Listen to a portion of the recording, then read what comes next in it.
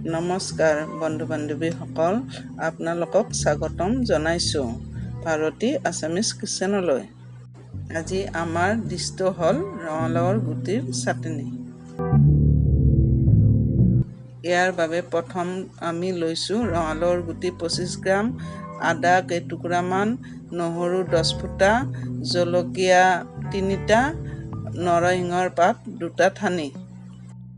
এতিয়া গোটেইখিনি বস্তু আধা চামুচ নিমখৰ লগত ভাজি ল'ব।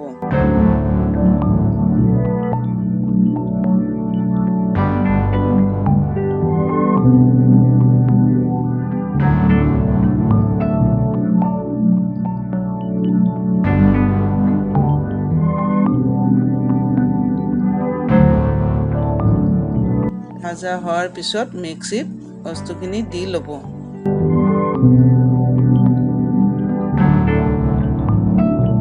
ইয়াৰ লগত আধা চামুচ জিৰা দি দিব।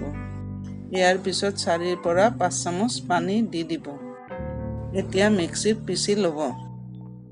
এয়া আমাৰ ৰঙালাওৰ গুটিৰ চাটনি তৈয়াৰ হৈ গ'ল।